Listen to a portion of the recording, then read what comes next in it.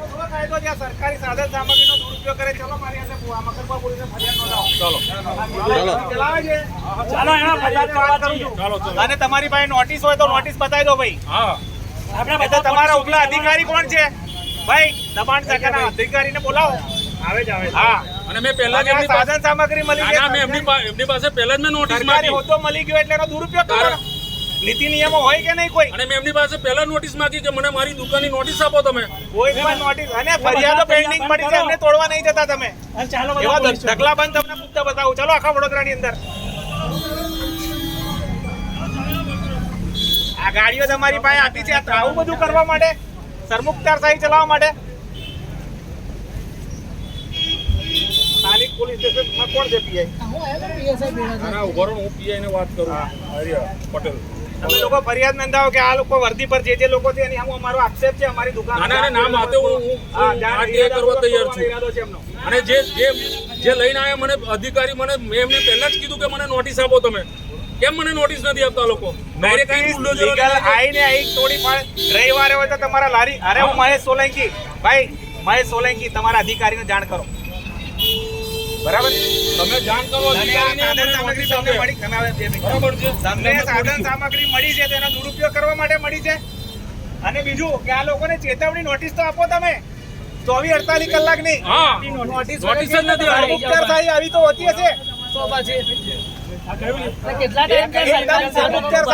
અરે police commissioner સાહેબ ને બોલાવો. પોલીસ કમિશનર સાહેબ ને ઉભા રાખીને તોડાવડાવજો. બરાબર, પણ લીગલમાં જે તમારું એક્શન લેવાનું એ કાયદેસરની કાર્યવાહી. કોઈ કે તમને કીધું લુખા એટલે તમે આવી ગયા અહીંયા આગળ. એ કયા લુખાઓ છે અમને ખુલ્લા કરવામાં આવશે અહીંયા આ વિસ્તારમાં. આ સરકારી કોર્પોરેશનની દરમિયાનગીરી નથી. આ કોઈની ચડાવણીની, કોઈની આંગળી ચીંધ્યાની ચડાવણી છે, પણ એનો રસ્તો કરવામાં આવશે. તમે ચિંતા ના કરો. નોટિસ આપી દે. બધા ભાઈ આ ઇલીગલ છે તો નોટિસ આપો. 24-48 કલાકની. પૂછવાનો સવાલ ક્યાં આવે છે? તમે નીકળો. અહીંયા આ બુલડોઝર લઈને મારી વાત સાંભળો. બુલડોઝર લઈને આવે એટલે અમે ગુનેગાર છે. અમે લોકો હવે તમે તમારા અધિકારી જે પીઆઈ સાહેબ છે એમની સાથે વાત કરો. મહેશ સોલંકી આવે છે એવું. તમે એમની સાથે વાત કરો અને સાહેબને જાતે બોલાવો. એસીપી, ડીસીપી અને સીપી સાથે બી વાત કરું છું. પૂછી લો.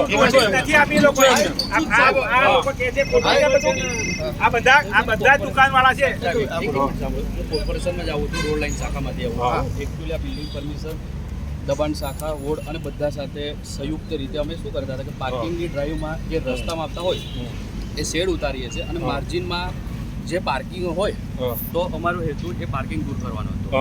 મીનવાઇલમાં અત્યારે તમારો નકશો જે કંઈક હોય તે મને બતાવી દેશો, ખાલી 5 મિનિટમાં બતાવી દેશો તો હું એક રોડ લાઈન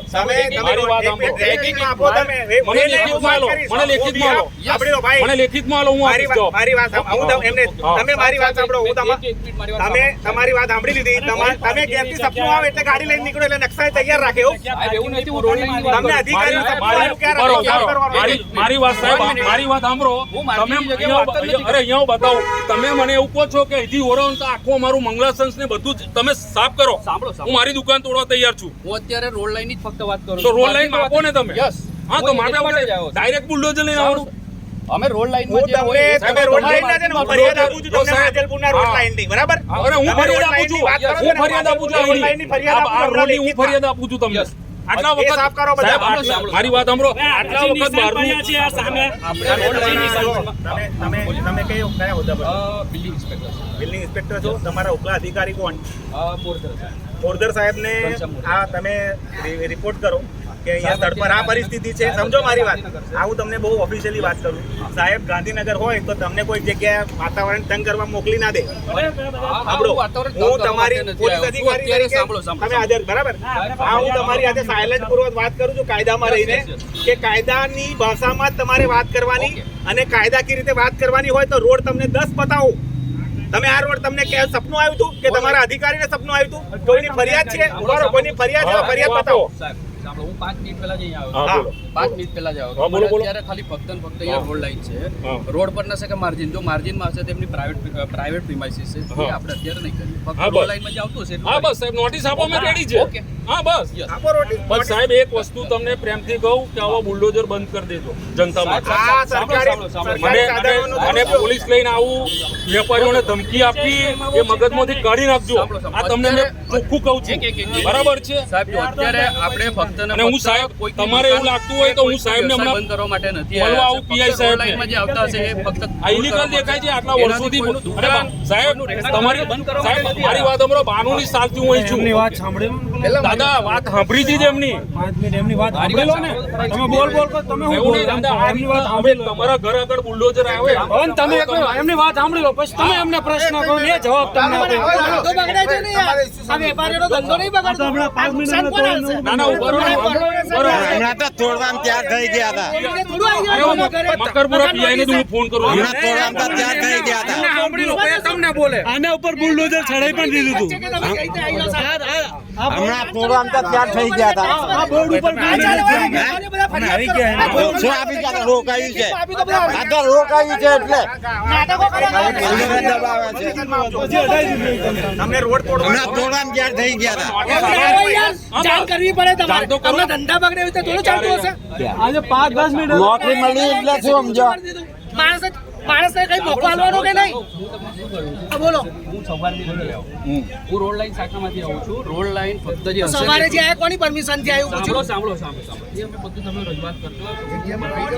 ખાલી મારું જે અહીંયા આપણે શું જોયું. રોડ લાઈનો મને માફ હા તો લઈ લો ને લઈ લો હા સાહેબ અમે એવું કહીએ, લઈ લો તમને લીગલ લાગશે અમારું જે અમે ખોલીને આપવા તૈયાર સાંભળો જો તમારો નકશો હોય તો છે જ અમારી પાસે નકશો વધારે વેરીફાઈ થશે, બાકી ના આ હોય છે તો જ. એવું રોડ લાઈન તમે જ્યારે સાહેબ કહેશો હા અમારે નકશાની જરૂર પડશે તો હું આપીશ તમને બરાબર છે બસ હા મળશે નકશો આપીશ તમને સાંભળો જો પહેલા છે ને નાનો રસ્તો હતો.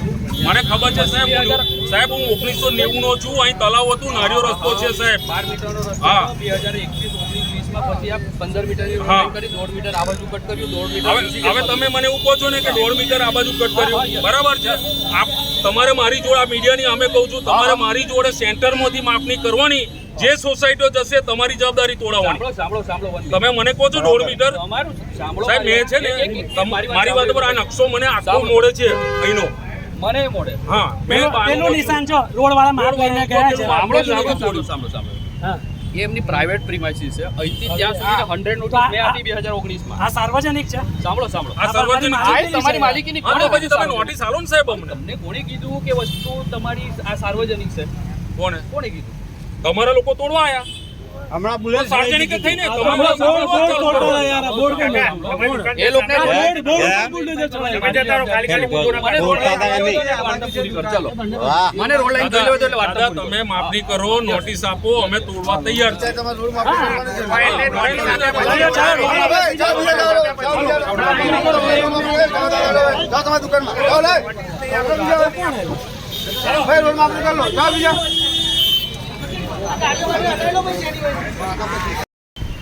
મોવીનો ની સામેથી લઈને તરસાલી વાળો રોડ આ રોડ ઉપર અત્યારે વડોદરા સેવા સદનના અધિકારીઓ એ રોડ શાખાના બતાવવામાં આવ્યા છે એ અત્યારે જેસીબી લઈને એનું ગેરકાયદેસરનું દબાણ હટાવવાના ઈરાદે કોઈકના કહેવાથી ને કોઈના મળાપીપણામાં કોઈ પણ જાતની નોટિસ વગર કોઈ પણ જાતની જાણકારી કર્યા વગર આજે કોઈકને ટાર્ગેટ બનાવવાના બદ ઈરાદે અહીંયા પહોંચેલા હતા જેની વાત મળતા અહીંયા આવતા અધિકારીઓને પૂછવામાં આવ્યું કે તમે આ ગેરકાયદેસર દબાણ છે તો આ અંગેની કોઈ નોટિસ આપવામાં આવી છે તો એની પાસે એનો કોઈ જવાબ નહોતો અહીંયાથી સ્થાનિક પોલીસ સ્ટેશનના પોલીસ કર્મચારીઓને બોલાવી લેવામાં આવ્યા આ વડોદરા સેવા સદનના મશીનોનો દુરુપયોગ જેસીબીનો ડર અને અહીંયા ગેરકાયદેસરની વાત કરીને ફક્ત કોઈકને ટાર્ગેટ બનાવવાનો બદ ઈરાદો એ કોઈની ચાળી ચૂકલી હોય એવું મને ચોક્કસથી લાગી રહ્યું છે હું આપના માધ્યમથી વડોદરા સેવા સદનના કમિશનર સાહેબને પણ જાણ કરવા માંગુ છું અને આ બાબતની લેખિતમાં પણ જાણ કરવાનો છું